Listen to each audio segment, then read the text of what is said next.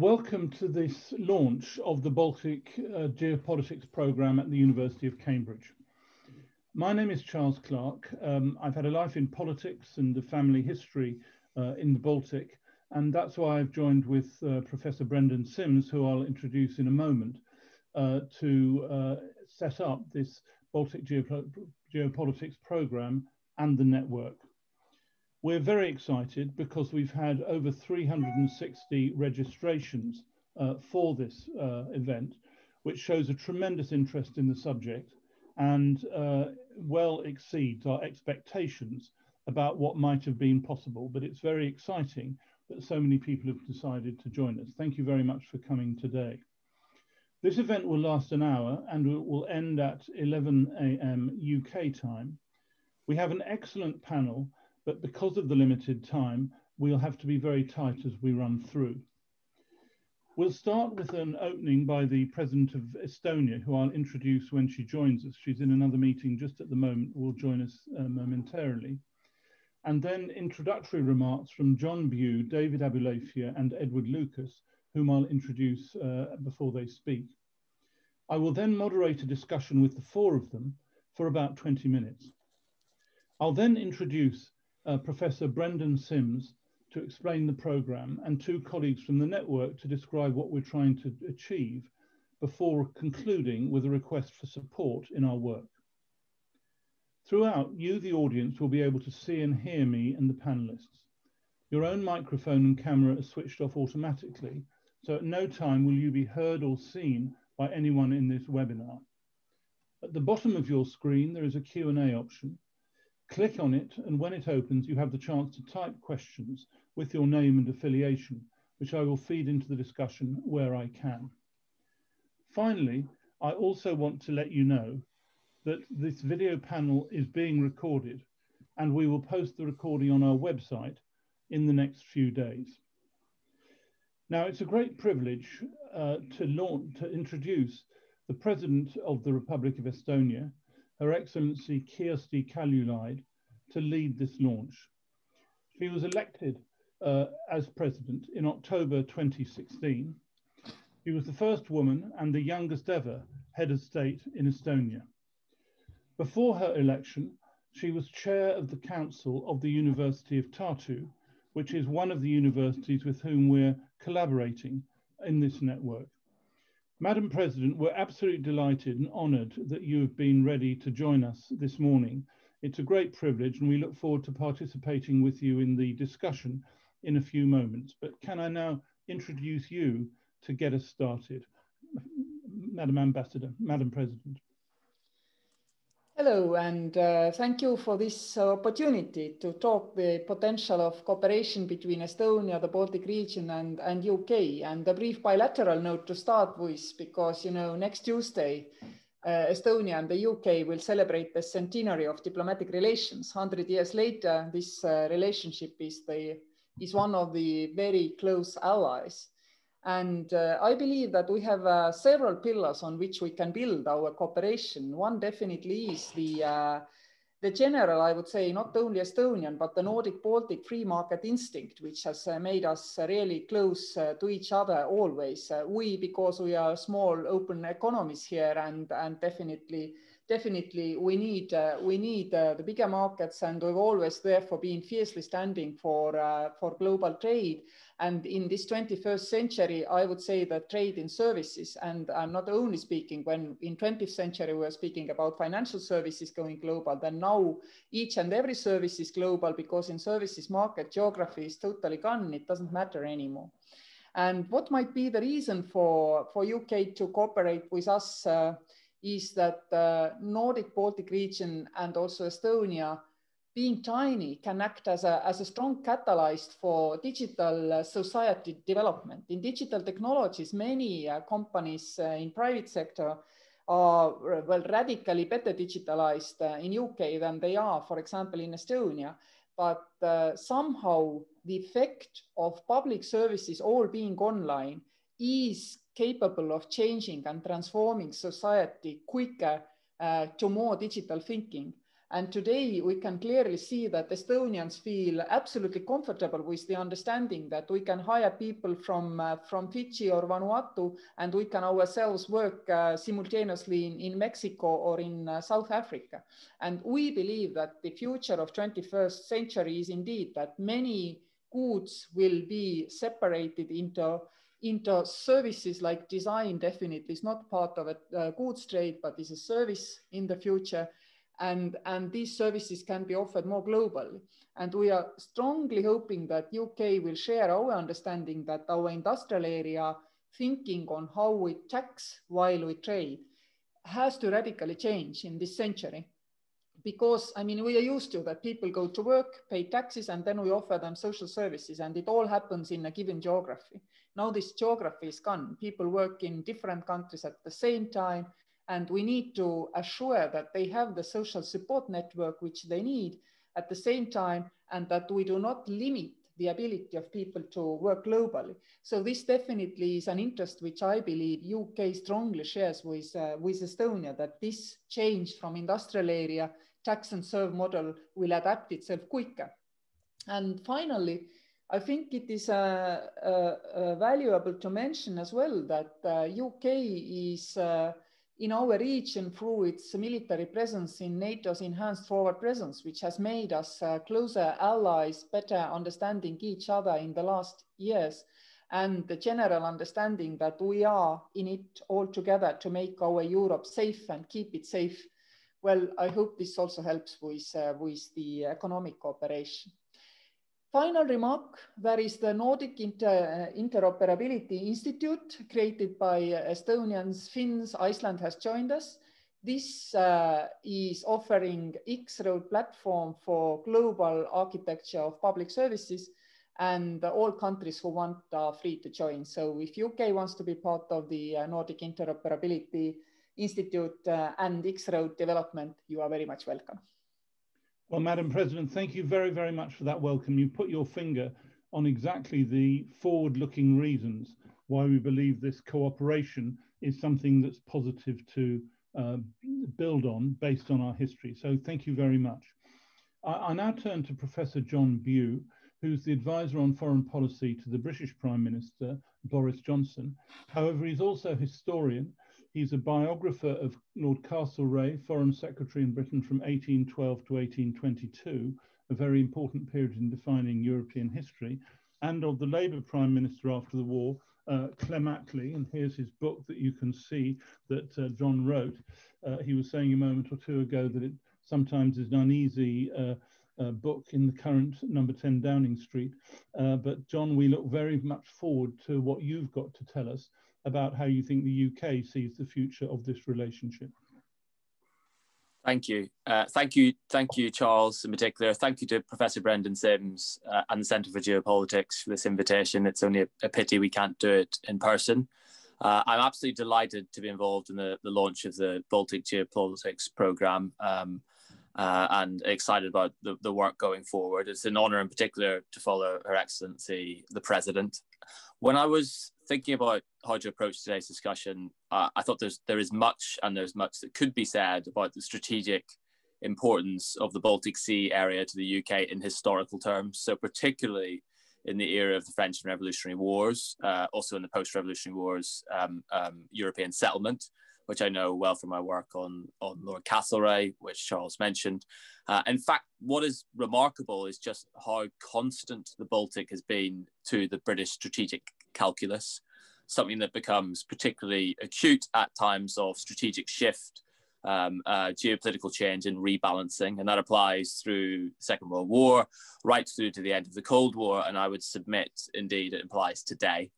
But I thought I would focus my very brief remarks on the present rather than the past. And if you like, I come wearing two hats. The first is having been a member of the NATO reflections process, which recently reported on its NATO 2030 report. It was chaired by Thomas Demasia and Ambassador Wes Mitchell, which basically, to summarize a long 60-page report in a nutshell, argued that the main characteristic of the current security environment in the Euro-Atlantic region was the re-emergence of geopolitical competition. And the Baltic region is obviously vitally important to that. And as I say, always has been at those moments of geopolitical competition. And the second hat I wear is to speak very briefly to the UK's recent commitment to what is the biggest increase in defence spending since the end of the Cold War. I think there's something both materially and symbolically important in that. As the Prime Minister has said, the UK is not leaving Europe as it leaves the European Union. But as the Prime Minister also said before the trade agreement had been signed and delivered, in fact, when prospects for it didn't look particularly good, that the UK's commitment to the security of its neighbourhood and its alliances in the Euro-Atlantic region is as strong as ever. And the biggest symbol of that, as I say, is this increase in defence spending, the strong emphasis on NATO, the strong emphasis on the commitment to the Euro-Atlantic region, notwithstanding a growing interest in the Indo-Pacific region, but in which the Baltic Sea area is a vital hub. And I would characterise that, the British position, as not only willing to share the burden, but also willing to share the risk that comes with successful collective defence and security. The enhanced forward presence of which the UK leads in Estonia shows that NATO as an alliance is committed to the security of the Baltic Sea region and very conscious of the Russian challenge there. NATO is also responding more broadly to threats in the high north, which I think are becoming more important recently and are locked into the DDA, the Defence and Deterrence in the Euro-Atlantic area concept. And there's also, of course, the Joint Expeditionary Force in which the UK plays a leading role. So there's material and symbolic commitment there. And specifically then, the relationship with Estonia and the Baltic states in general remains one and will remain one of great importance to the UK. As we implement the EU-UK Trade Cooperation Agreement, the UK is looking to strengthen bilateral relationships beyond this and continuing the close cooperation that our nations have always and historically enjoyed. I know the Prime Minister and also the Foreign Secretary in particular are personally invested in ensuring that relationship continues to go from strength to strength. The presence of British troops in Estonia, referred to by the President already, signifies the UK's unwavering commitment to Baltic security, and this will not change. And finally, a note on the historical context. As we approach the centenary of the de jure recognition of Latvia's independence by Britain and the establishment of UK-Estonian diplomatic mission at the end of January, just to say the launch of the Baltic Geopolitics Centre for Geopolitics Programme is a timely reminder of that shared history, shared values, shared interest, which I think are well set to last for many decades to come. John, thank you very much for that excellent overview. Many thanks. Our third contributor is Professor David Abulafia, who's a Fellow of the British Academy, and he's the Emeritus Professor of Mediterranean History at Cambridge University, but also, most importantly, author of The Boundless Sea, which was published in 2019, this book, which is an outstanding tour de force, as often described, of the importance of civilization around seas. And the passages, substantial passages covering the Baltic Sea, are of great interest, and I'd commend to absolutely anybody who wants to understand the history of this area. David, we're delighted that you've been able to join us this morning and look forward to hearing what you have to say. Well, thank you very much. And it's a great honor to be able to speak in the presence of the President of Estonia. What I'd like to talk about is really the sort of economic relationship between the Baltic and Great Britain, and take you really rather far back in time. The Baltic has a very long history of, as it were, being of interest to people way beyond its shores, because the amber trade, if we went right back to the Neolithic period, the Bronze Age and so on, we would find evidence that goods from the Baltic were filtering right across Europe. But what I want to concentrate on, perhaps surprisingly, is two periods of a relationship, an intense relationship between England and to some extent Scotland and the Baltic, the 15th century and the 17th century, because this was a period in which the trade relationship became very intense. And this revolves, particularly in the first phase, around, if we could have my image, I'd be grateful, it revolves around the city of Gdansk, Danzig, as it was previously known. So here is a view of the waterside of Gdansk with a lot of these buildings partly reconstructed since the Second World War. The presence of English merchants in Danzig in the 15th century, when it really became one of the major targets of the emerging commercial classes of England, is a very striking feature of the history of the Baltic. Danzig became really the #1 target of these merchants. And what they were seeking to do in response to the rather sudden expansion of the English cloth trade was to bring very large quantities of English cloth being produced in the east of England into the Baltic and sell it. And what they wanted in return, in particular, they wanted timber, they wanted supplies of raw materials, and they also wanted food. And this became really the constant. The food consisting of the grain of the Baltic, rye from northern Poland, that was something in particularly large demand. And this led to a rather contorted relationship because they were competing, the English were newcomers who were competing with the Hanseatic merchants, this great confederation of German cities, a very loose confederation which was dominated by Lübeck, and the Lübeckers actually rather resented, and some of the Danzigers as well, resented this intrusion by the English. We know that in 1422 there were 55 English merchants trading in Gdansk, so it was really a significant presence by the scale of that time. And this was also accompanied by military intervention of a peculiar sort, because, for instance, in the late 14th century, the future King Henry IV had led a crusading expedition against the peoples of the Baltic. This was quite a common sort of activity taking place in this region, in which, again, the English were involved. Now, the Hanse, as I say, this sort of loose confederation, sometimes compared, indeed it was compared by one of the prime ministers of Estonia at the point when Estonia joined the EU, it was compared to the European Union. It was a much, much looser organization than the European Union, and Lübeck's role as sort of commanding city, capital of the Hanse, as it liked to call itself, was something which really took the place of exerting influence, making decisions, but not necessarily in very much consultation with the other cities of the Hanse. But at its peak, it contained well over 100 cities around the Baltic, some of them at the other side of Denmark, and some of them even inland, such as early Berlin. So a very important trading partner, but one with which the English actually went to war between 1469 and 74, the outcome of which, very interestingly,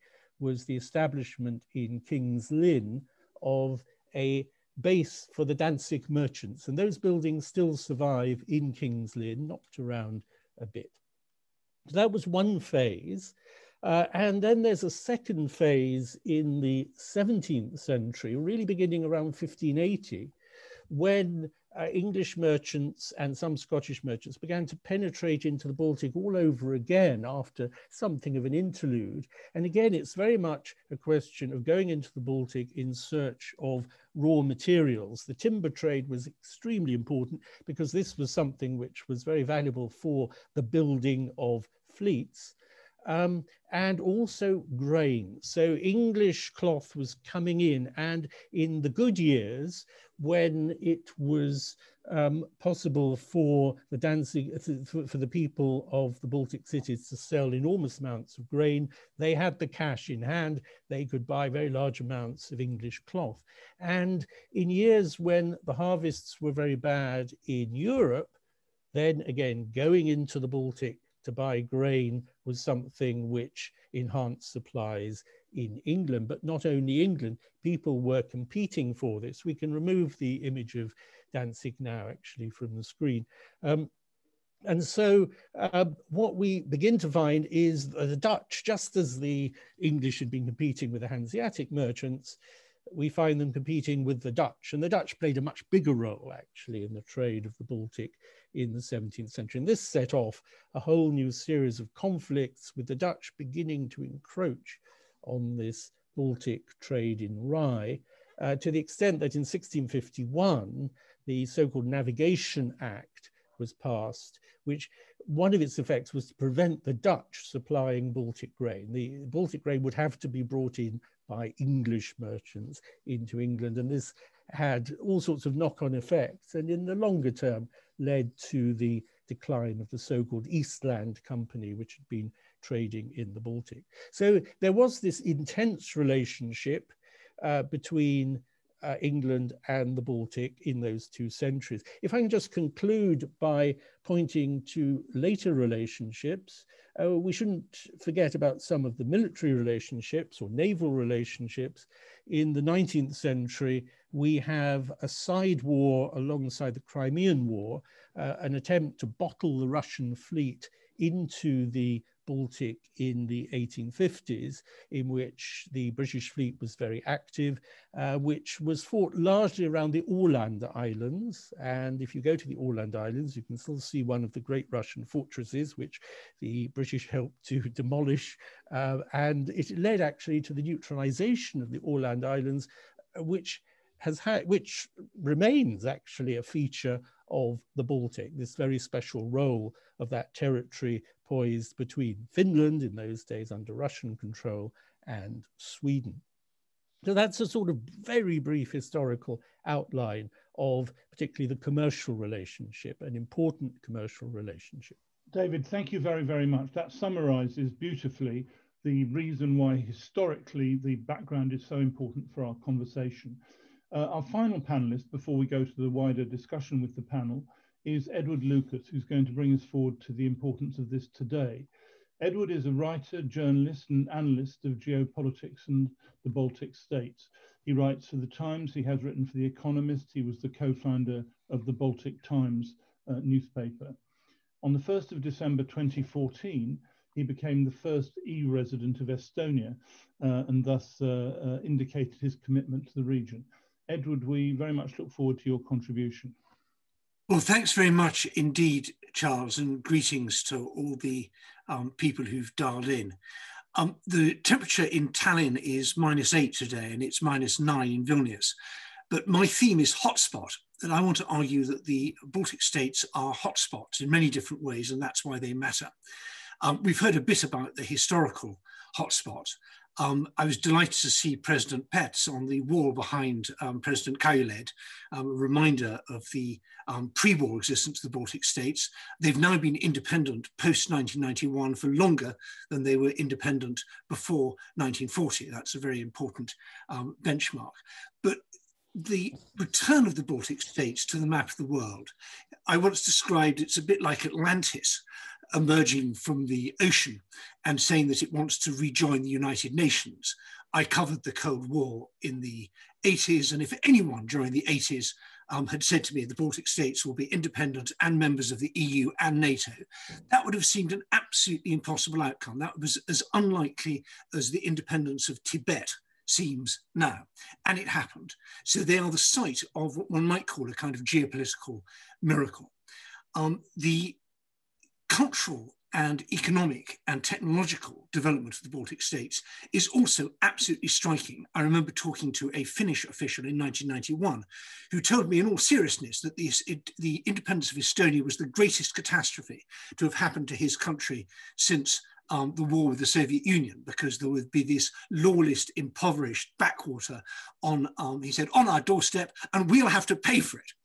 And look what happened. All three of the Baltic states, successful, thriving, multi-party democracies, thriving economies, and hotspots of innovation. We have so much to learn from the Estonians when it comes not just to cybersecurity, but also to e-government and the delivery of public services online. But not just the Estonians, the Lithuanians Lithuanians' ability to deal with hybrid warfare, particularly, is really, really impressive. And I've watched Lithuanians giving presentations to rooms full of British defence officials, where the Lithuanians do the talking and the British interrupt only to ask yet more questions and write down even more notes. This would have seemed inconceivable 30 years ago.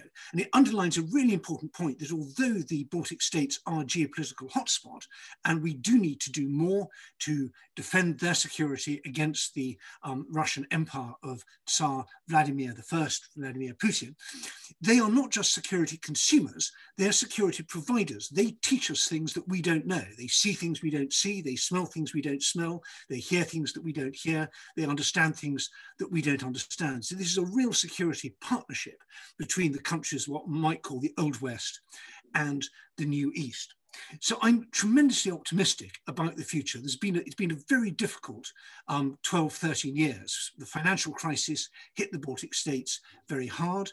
We've seen the rise of particularly aggressive Russian policy, at least particularly in Western eyes, although the Baltic states, we must remember, were warning us back in the 1990s about the danger from Russia. And those warnings were patronized, and we ignored them and told them that we understood Russia better than they did. And my goodness, they were right and we were wrong. But we're all basically on the same page now. We've got to do quite a lot of catching up because of the aftermath of the financial crisis. Migration, I think, is the biggest problem facing the Baltic states. Perhaps the biggest challenge is to encourage the million or more people who've left the Baltic states in the previous 12 years since they joined the European Union, and particularly since the financial crisis, to come back. And that's not just a matter of economic growth, it's a matter of high quality public services, the way people deal with each other, presenting it as an attractive option. But that seems to me to be underway. I meet more and more people in Britain who say they are living half in the Baltic states and half in the United Kingdom, that we are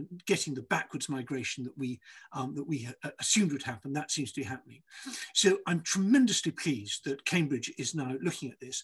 My big message is, let's not see the Baltic states as a problem. Yes, there are problems there, the problems mainly generated by pressure from Russia, but they are not, we should not see this as a problem case. The Baltic states offer us solutions on everything from culture to the ability to run a multilingual society, through to the technological innovation I've mentioned, economic policy, hats off to Estonia for its land tax and its flat tax, and many other fronts as well. So I look forward to a really productive intellectual exchange, both during this discussion and in the years ahead. And if you have the means to do so, please do write a very large check and send it to Charles Clark, or if you're in the more modern part of the financial system like Estonia, send him an electronic transfer. Thank you very much. Thank you very much indeed, Edward. That was tremendous. Now, as I said earlier, we're going to move now to a discussion with the panelists who so far contributed for about 15 to 20 minutes. Feel free to contribute a Q&A. We've got, I see, 258 panelists on the line, so I'll have to be careful what I can choose, but feel free to put in any question that you'd like to, and I'll then pass that on to the panel in this time. I'm going to kick off with a couple of questions that were submitted by email earlier on, but I'll join in other questions as they come in. And so I do commend you. There's an enormous range of both geopolitical questions and also economic questions which are of interest, so please feel free to come in. The first question is from somebody called Neil Taylor, who many of you will know. He's author of a tremendous book, Estonia, A Modern History, which was published a couple of years ago. And he asks, given the support Norway and all the countries along the southern shore of the Baltic Sea have given to NATO in recent years as a result of Russian threats, is it not time for them publicly to press Sweden and Finland to join the NATO alliance? Now that is, in Edward's term, a political hot potato question. So Edward, shall I firstly come to you and see what you think about that, and then I'll ask the President what she thinks. You've got you on mute. Edward, you need to unmute. Sorry. I wrote a big report in 2015 on Nordic-Baltic security called The Coming Storm. And it is true that if you put the Nordic 5, the Baltic 3 and Poland together, which are the countries that basically have to deal with Russian aggression in the region, their GDP is bigger than Russia's, and their defense spending is nearly half of what Russia spends. And Russia has to do a lot, and they only have to defend themselves. So it does make sense to look at the region as a kind of defense entity. And it is striking that Sweden and Finland aren't members of the alliance that everybody else belongs to.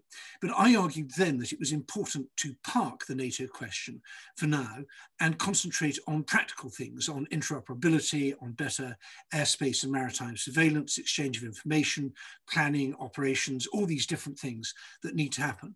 I'm now working on an update of that report, and it's still my conclusion that the NATO question is a bit of a distraction. Sweden and Finland outside NATO are actually better, more trusted, more useful NATO members than countries that are formally in NATO. And as this is a public meeting, I won't mention the ones that one might want to bear to mind, but countries that don't spend enough on defence, spend what they do spend badly, and are heavily penetrated by the Russians. And that's just, no, I won't say, I don't want to mention Bulgaria here, that would be quite unfair. I think we need a lot more to do. We need better interoperability in the Baltic states. It's really striking that the 3 Baltic states don't combine their procurement. There are perhaps greater differences between the 3 Baltic states in terms of their military activity than there are between them and say Estonia and Finland, or with Sweden or with the other ones. So there's a great deal more to do on that, but it's hard, boring, practical stuff, mobility, stockpiles, exchange of personnel, exchange of information. There's a great deal more to do, but I don't think we should prioritise Sweden and Finland's formal membership of NATO. I think that would be a distraction. Thank you, Edward. Madam President, would you like to add anything to that answer? I think everybody who believes that, for example, Estonian and Finnish understanding of the safety and security situation in the Baltic Sea region differs has fallen foul of the Russian Stratcom. I mean, it's very much in the Russian interest to present how differently Estonians and Finns see security and defense. In fact, I was just holding a lecture for Finnish reserve officers course, and for that I checked the documents of Estonia and Finland which deal with the security, and the paragraphs which deal with the risk picture, I mean, could have been written by a same person on both sides of the Gulf of Finland. So we absolutely understand where we are geopolitically, Finland and Estonia, in the same way. And by the way, when Ed mentioned that the Baltics should do more procurement of military equipment together, I mean, with Finland, Estonia does common procurement on military equipment, and so on, so on. We exercise together, we work together, same with the Swedes. I mean, we are together, and Finland and Sweden are important partners for NATO as well. So similarly to Edward, for me, the membership is a side issue as long as we work together and cooperate as we do. For the Baltic defense and the common picture there, we have been developing during the last couple of years, the Balts and the Danes, mostly Latvians, Estonians and Danes in Adaži in Latvia, a common headquarters which will hopefully become the point from where NATO is ready to work on its military operations in Latvia and Estonia. And if you talk to the chief of Estonian military forces, then he very clearly sees that our defense happens together and they are planning together, Estonia and Latvia. So if we go into boring technical detail, you can see how interwoven this picture really is. All the Baltic states and also our Nordic neighbors. And the first and foremost is we share the same risk perception. And if this is the same, I mean, it doesn't do anything that lead us to cooperation. It cannot do anything else. Thank you, Madam President. I'm now going to go to the next question, and I'll ask David to comment first on this. This is from Mark Pritchard, Member of Parliament, who chairs a couple of all-party parliamentary groups in the Baltic area. And his question is, does the panel believe that transnational far-right extremism is a threat to the region? Does the panel believe that transnational far-right extremism is a threat to the region. I'm going to ask firstly David to make a comment and then John to make a comment. David. Well, I can't really claim any expertise on far-right extremism within the Baltic region. I'm not sure I'm really the right person for this. I mean, I think to some extent this obviously comes back to issues to do with provocations stirred up by neighbors beyond the Baltic states and so on. I think I should leave it there. It's not really my patch, I'm afraid. Okay, thank you. John, would you like to add anything on that? Yeah, without going to great detail, I mean, it is a threat to the region. I'd have to think that over, given the starting premise, and we're talking to the Centre for Geopolitics. I'd have to think that over. But, you know, is it a geopolitical threat, challenge, etc.? Is it a factor, political factor, in the future trajectory, political trajectory of the region and the democratic resilience of the region? Yes, it is. And I just point to, you know, we address this a little bit on our NATO Reflections 2030 report, whereby, you know, one of the things, and this follows on from what the President of Estonia has just said, one of the crucial aspects of NATO alliance resilience on top of interoperability, on top of burden sharing, on top of shared threat perception. One of the most crucial factors is that core democratic resilience. It is NATO is an alliance of democracies, that is its distinguishing characteristic. So is it something that should be factored into the strategic calculus of NATO more broadly? Is it something that needs to be factored into our strategic assessment of the region? Absolutely. Thank you. The next question I'm going to take is from Peter Watkins at Chatham House, and I'm going to come to you, Madam President, first on this. Peter asks, there is no mention yet of climate change. What are the potential implications for the economy and security of the Baltic region of climate change issues? And perhaps I could just add, and what is the best way in which they can be addressed in cooperation? Madam President, have you got any comments on that aspect of things?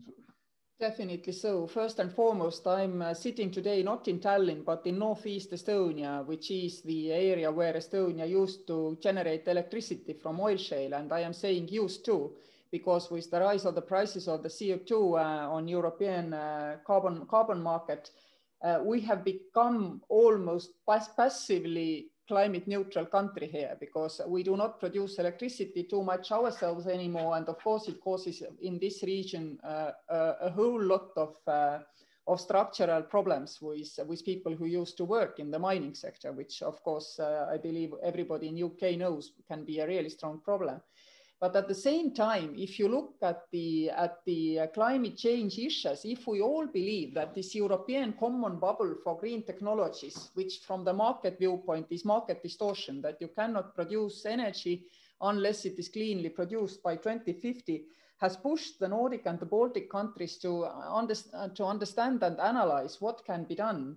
And our view here is that even without any new technologies, which we do not have in mass use today, simply relying on wind as a generator and water as the best battery, we can make this region exporting clean energy.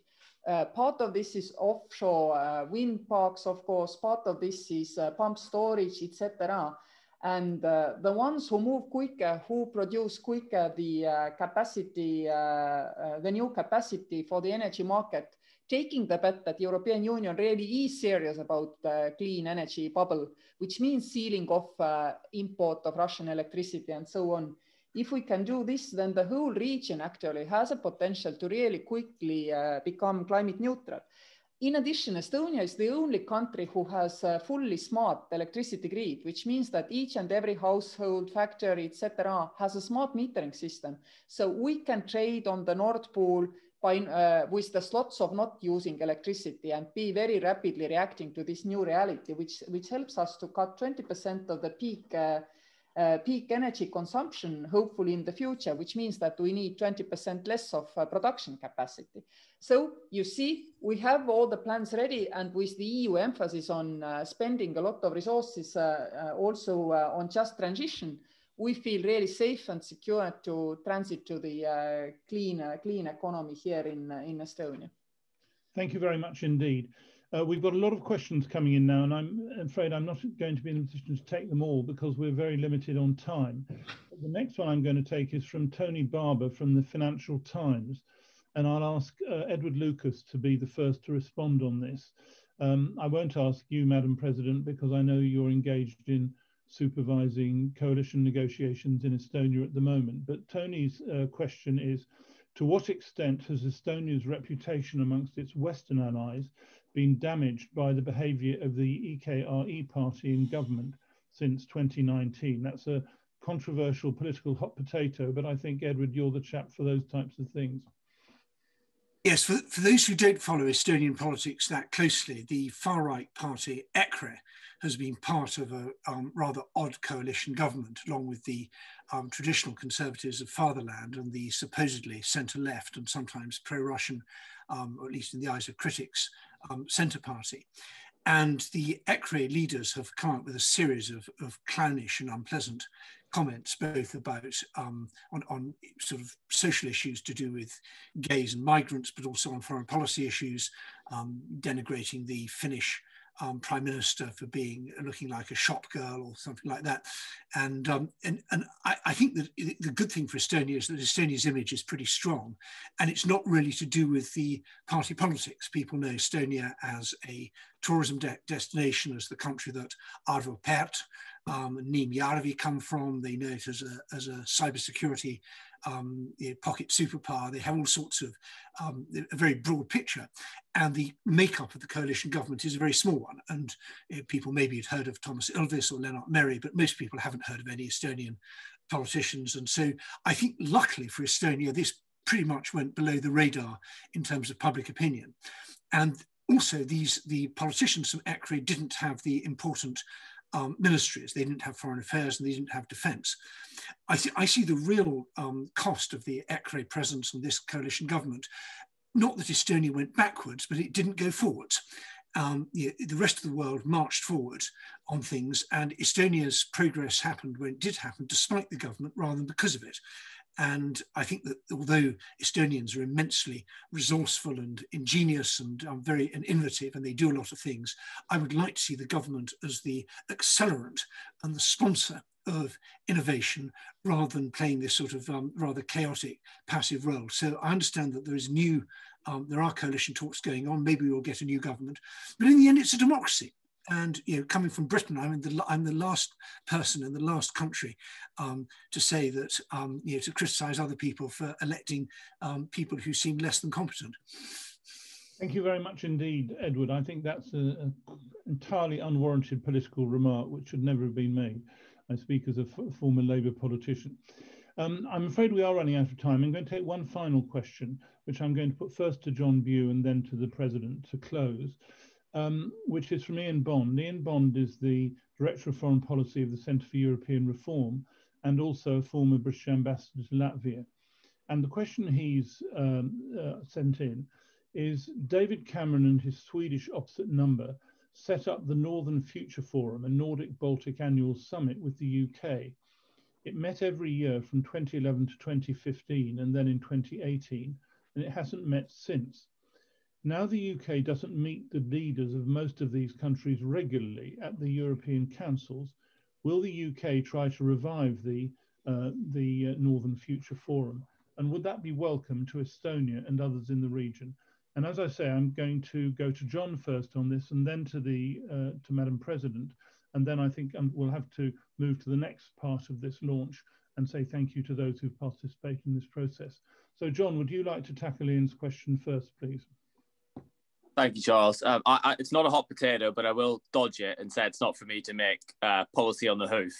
It is an interesting idea, and it's worth considering. I just say, in generic terms, and forgive me for being vague, but leaving the European Union makes it incumbent upon British foreign policy makers to be creative and think about the forums they're using. And I think you've seen that in a number of instances, moving very swiftly vis-a-vis Magnitsky sanctions on Belarus, operating with E3 on areas like the JCPOA, moving more swiftly with Canada and Australia on issues like Hong Kong.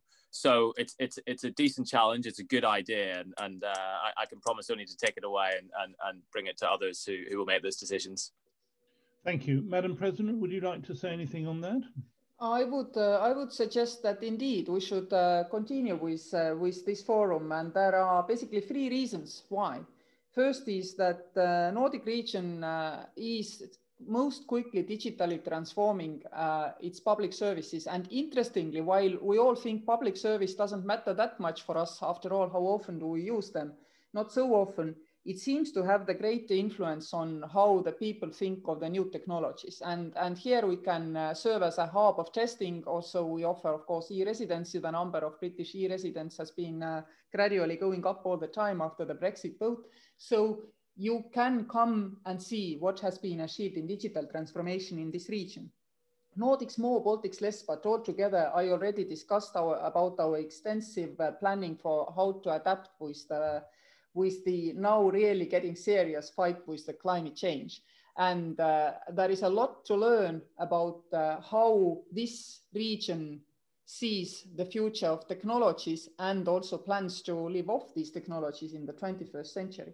And the third area is social justice, by the way, because whenever we talk about Estonian EKRE, for example, or the other far-right extremist national parties, I think that they feed from the intergenerational hopelessness of quite a number of people in our societies who have seen that for decades already the markets, which are monopolistic towards the labor, have been underpaying labor costs.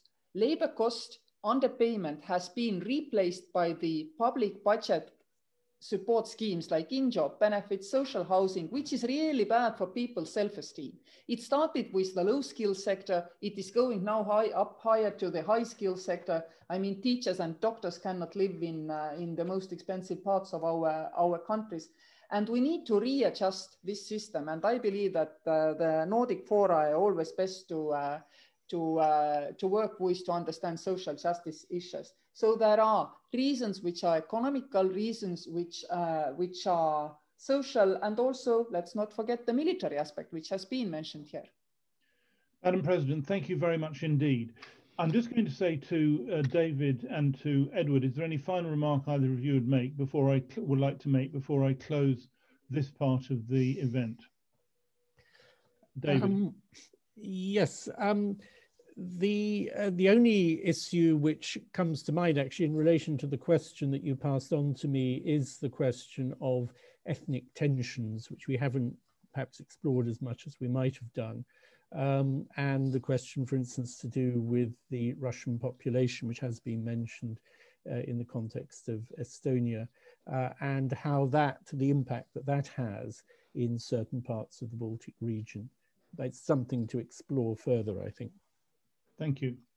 Well, in that case, I'd like, sorry, Edward, yes. Yeah, I would be very cautious about talking about this as an ethnic question. I think from people from outside think that there's a sort of, there are Ukrainians and there are Russians, and Ukrainians speak Ukrainian and Russians speak Russian, and there are Estonians and they speak Estonian, and the Russians in Estonia will speak Russian. And it's much, much more complicated than that. You have people who speak Russian at home, but are passionately politically and culturally alive with Estonia. You have people who speak Estonian at home and who think that, not many of them, but there are, but who are for some reason, for many reasons, dissatisfied with the way things have gone since independence. So there's a whole range of linguistic, ethnic, cultural, political, historical factors, and it's absolutely not the case that there's a sort of two warring blocks. And I think there was one very good bit of social research done which showed that if young people from, quote, Russian backgrounds, if they had perfect Estonian, actually earned more in the labour market than their, quote, Estonian counterparts, because they were the bilingualism was more useful. So I think the idea it's really important to take away the sort of slightly American narrative of a disadvantaged minority and a privileged majority, and that these are in opposition to each other. It's far more complicated than that, and I mean, great subject for further investigation. Well, I mean, that's what I was saying. We need to investigate further and hear about them. And simply say, firstly, I thought it was an excellent discussion and lots of issues, as we just exchanged at the end, for future actions for the Baltic Geopolitical Network and Programme. I think there's a lot of activity we could have. Secondly, big thanks to all of you as the panelists, and particular thanks to you, Madam President, for giving your time, status and office to this. I know it's a very busy time in Estonia politically at the moment, and we really appreciate you giving the time this morning. Thank you very much indeed. And with that, we're going to take the pictures of the panel off the screen, and I'm going to turn to Professor Brendan Sims to introduce the work that we're describing and launching here. Brendan is the director of the Centre for Geopolitics and also Professor of the History of International Relations in the Department of Politics and International Studies. He's a very well-known and well-regarded author, including Britain's Europe, 1,000 Years of Conflict and Cooperation, which by all accounts was given to Boris Johnson for his reading over this summer to no doubt educate him in various ways. And this book, Hitler, A Global Biography, which was published a couple of years ago to big success. Brendan, you're the driving force behind the programme, and I hope you can introduce it before we come to the wider network. Brendan Sims.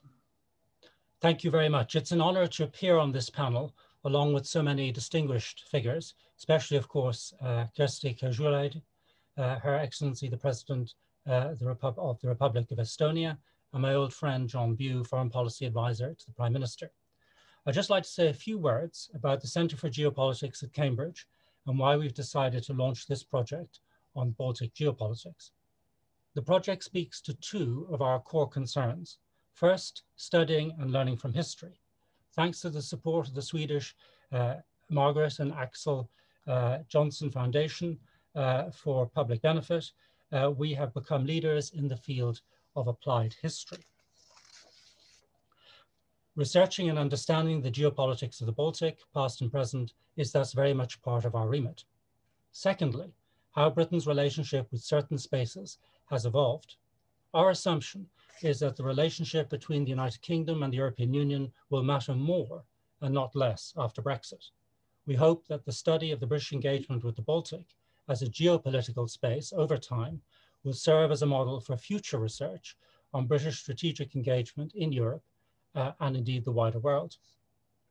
The relationship between Britain and the Baltic, as we've heard, has generally been positive, with a tradition of deep security links and political affinities. The UK, as we've heard, acted as midwife to Estonian independence after the First World War, and even today contributes heavily to Estonian security through NATO. But there have also been in the Baltic more conflictual moments. David Abulafia referred to a few from the Middle Ages and early modern period. And then also there's the moment in 1807 when the Royal Navy launched a ferocious attack on Copenhagen. Even today, there are potential areas of tension, largely arising out of the fact that the Baltic Sea region is part both of NATO, where the United Kingdom is a leading power, and the European Union, of which the UK is no longer a member. Our aim is to have a fully funded Baltics Geopolitics Programme at Cambridge up and running by 2025, perhaps sooner. Ideally, we'd like to have an endowed chair, a lectureship, 2 postdocs, and 4 funded PhD studentships. We have been greatly heartened by the positive response to our plans at governmental level, both in this country and in the Baltic Sea region, and from scholars.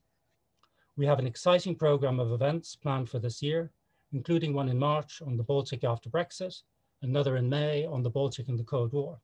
And one of the highlights will be the collaboration with the University of Gdansk you'll be hearing about. There will also be a strong teaching component. In the summer, I will run an online seminar in Baltic geopolitics together with Dr. Thomas Peake, Research Associate at the Centre for Geopolitics. And in October of this year, I'll be putting on a course on Britain and the geopolitics of the Baltic 1600 to the present, for the Cambridge MPhil in Politics and International Relations. All in all then, I believe that the Centre for Geopolitics at Cambridge has a rich but balanced diet to offer all those interested in Britain and the Baltic, past and present. And with that, I hand back to Charles. Brendan, thanks very much indeed, and thank you to you because of your energy in making all this happen. Parallel with the programme, we've established a Baltic Geopolitics Network. It has as founder members the universities of Cambridge, Copenhagen, Gdansk, Glasgow, Greifswald, Helsinki, Klaipeda, Latvia, Tartu and Uppsala. We want to extend this over time, and there have already been, since announcing this launch, a number of expressions of interest in participating, which I'd like now to acknowledge and say we'll consider carefully. We've asked two representatives of the network to talk to us for a few moments this morning. The first is Anna Mazurkiewicz, who's the Deputy Dean for Research and International Cooperation of the Faculty of History at the University of Gdansk. She's done research on a wide number of subjects, but particularly the role and importance of political refugees during the Cold War and on migration. Anna, you're very welcome. Thank you so much. Very briefly, let me say I'm delighted to be able to speak on behalf of the members of the network. Academically speaking, let me just comment very briefly on the importance to our universities of being able to join in with the initiative that Professor Sims has just described. Let me break it down really fast by 3 points: visibility, networking, and inspiration. Visibility relies on us willing to feature our research beyond regional borders, to showcase what we do across disciplines at our universities in the region and beyond. Networking, we want to learn about the other universities in the network, to interact, to exchange, to confront, and develop new ideas, innovative approaches, projects. Inspiration, within the space, there is room for the transfer of good practices, interdisciplinary, international perspectives, getting beyond our case studies. And all in all, the Baltic Geopolitics Network carries an extra value of adding relevance to our research. While searching for broader, if not universal patterns, shared heritage, we also seek to address the current and future challenges facing the region. And with that, I would like to turn it over to Henrik. Thank you very much indeed, Anna. That's tremendous. I'm going to come back to Anna just in a second to describe one of the events that she and Brendan have both mentioned. The second representative is Henrik Wrightenbach, who's the head of the Centre of Military Studies at the University of Copenhagen. His research specialisms are strategic and security challenges in the region. And perhaps I could just, in introducing Henrik, say how much we welcome his involvement. The presentation so far has tended to focus on the eastern end of the Baltic Sea, but it's really important to emphasize that we see this initiative as covering the whole of the Baltic Sea, including Denmark, Sweden, and so on, in that way. And Henrik, you're a physical representative of that, so can I welcome your contribution this morning? Well, thank you so much, Charles, and thank you very much again to also Professor Brendan Sims for inviting us to be part of the network. We really appreciate this. It's a great opportunity, and it fits perfectly well with our interests. But as Professor Sims also mentioned, with the British bombardment of Copenhagen, there has been earlier examples of Danish UK involvement in the Baltic Sea area. I think the network is super important for us. In several ways. I can maybe explain that by saying that at the Center for Military Studies, we're a regular research center that is part of the Department of Political Science in Copenhagen.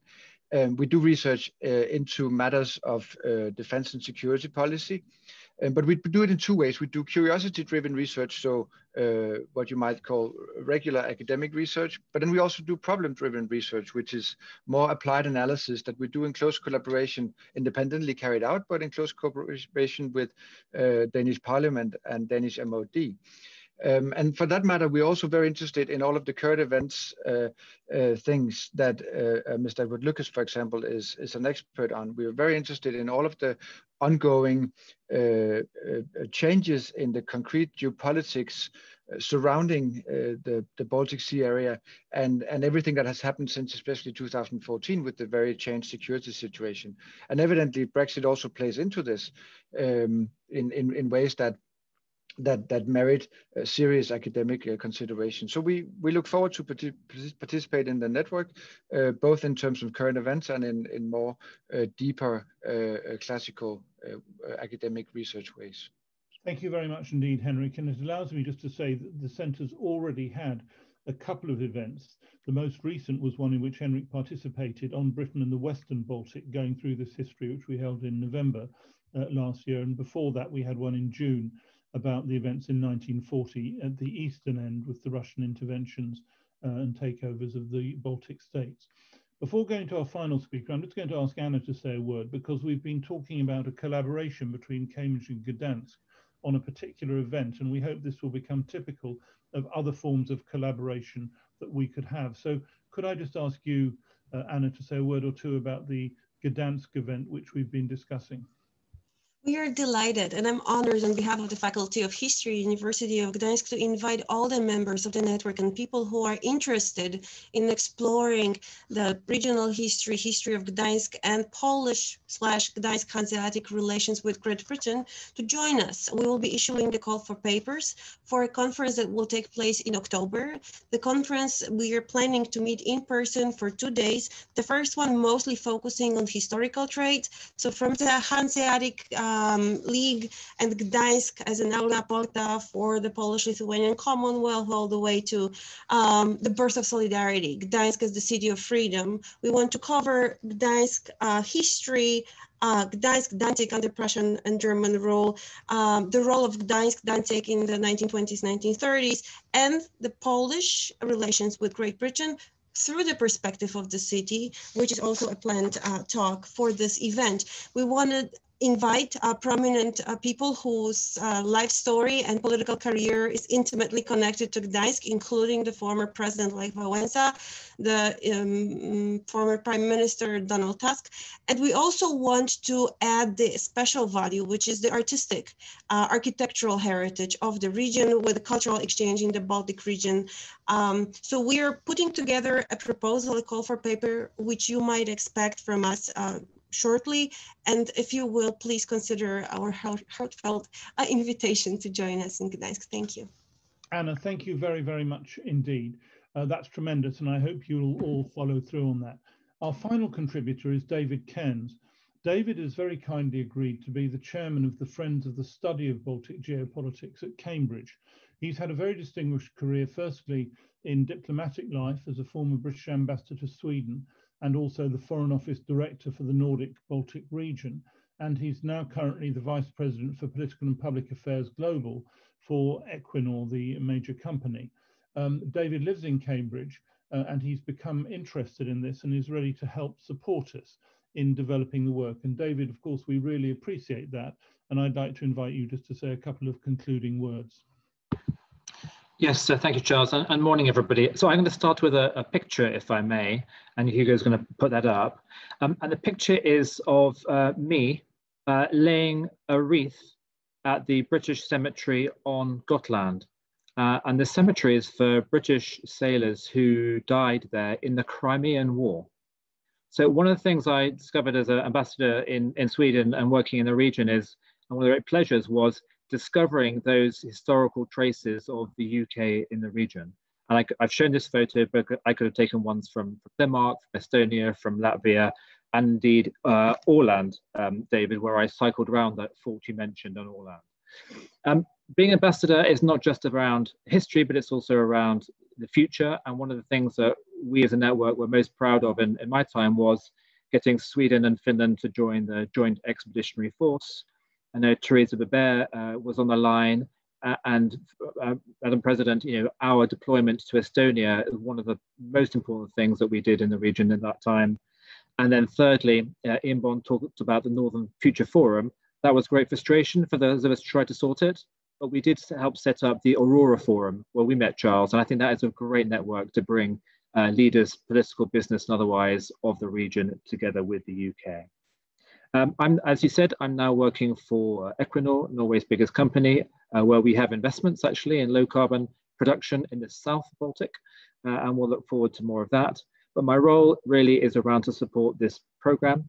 Edward mentioned money, and as we work up the programme, as Brendan said, up to 2025, we'll really look forward to working with everybody on this call and beyond to develop friends, patrons and others, support the programme and grow it as we go forward. Many thanks. David, thank you very much, and we're really delighted that you're prepared to give us your insights and creativity to help us develop the centre. And we are, of course, keen to get as much support as we can for our activity. That really is the end of the panel today. We've come to the end of our time. It's been extremely packed, though I certainly myself have found it extremely interesting and worthwhile, and I hope you have too. I want to thank all the panelists, including the panelists you can now see on the screen, and to all of you in the audience for attending throughout. Well, as I said at the beginning, we're delighted so many people have expressed an interest, and I think it indicates there is a resonance about what we're trying to do, which we hope that we can build upon. You'll soon be able to find a recording of this event on the Centre for Geopolitics website. I think it'll take a couple of days and then it's up if you want to look at it again or if you want to spread it more widely.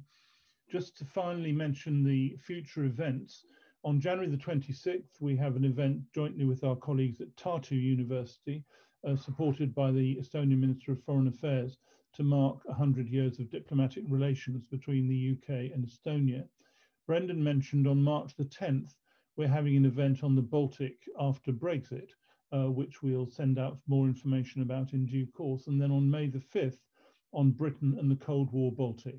And then for October, Anna's invitation to Gdansk is very warmly received. And I should say we hope to see a large number of other events developing through the year, but we're very pleased with the way it started. So thank you all very much for coming. Thank you to all the panelists, and any ideas you have, any thoughts, any contributions, not just money, but also ideas, very much warmly received. Thank you all very much indeed.